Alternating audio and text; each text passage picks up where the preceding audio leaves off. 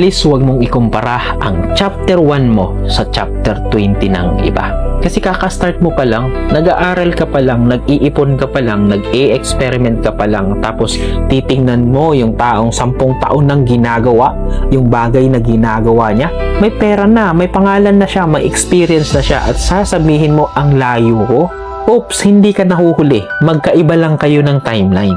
Hindi mo nakikita ang puyat niya, hindi mo nakita ang failures niya, hindi mo naranasan ang taon ng struggle niya. Nakikita mo lang ngayon yung resulta, hindi yung proseso niya.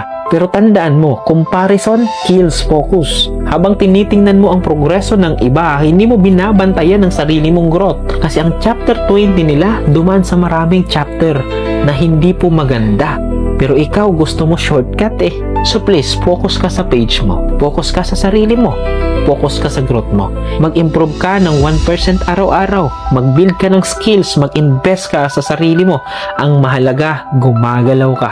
Nag-grow ka.